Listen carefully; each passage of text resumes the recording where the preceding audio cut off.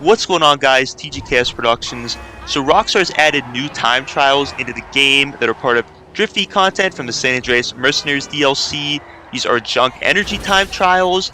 They are daily, just like the RC time trials have been updated to. I'm not sure at this time how many Rockstar is going to add into the game. However, the location resets around the same time that like the gun van location, daily objectives, and RC time trials reset, which would be around 7 a.m. UTC time, or like for me, that would be around like 1 or 2 a.m.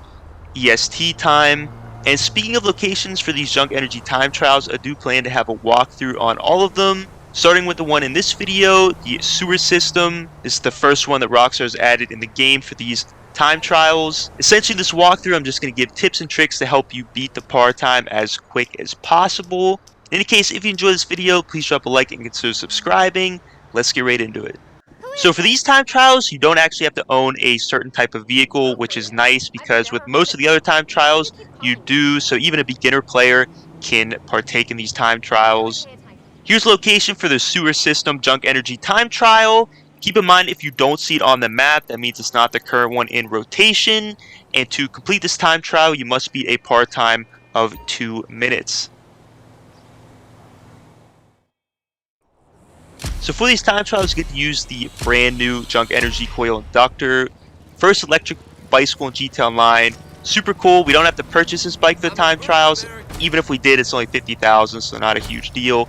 It also has a boost ability, which you can activate using the horn, and I recommend doing that as soon as it recharges, and it recharges by using the pedals. Moving into the sewer tunnel here, you're going to want to make sure for these first 2 jumps here, and then the 4th jump, if you're pushing forward or up on the joystick, which would be, or the steer button, which would be the left joystick if you're on console, you want to make sure you don't do that for those 3 jumps, or the first 2 jumps, and then the 4th jump, which this is the last one right here, because otherwise you're going to nosedive your front tire right into the dirt and likely wipe out or fall off the bike.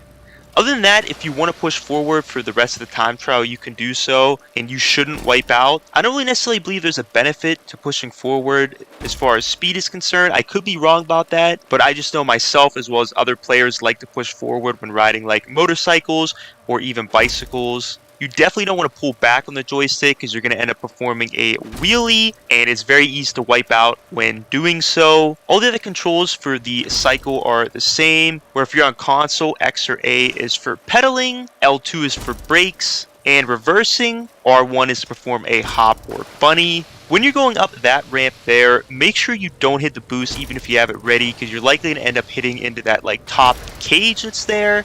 And then the very last little jump here, I also don't recommend using the boost because pretty much every time I would do it, I would end up hitting into the top there and falling off the bike. When making that left there, I recommend not doing a hop or bunny, just using that metal. First, I didn't think that was going to work too well, but it ended up being worse for me when I tried to just hop over it. And pretty much from there, just finish out the time trial. I did perform a hop at the end there, which did give me a little extra distance.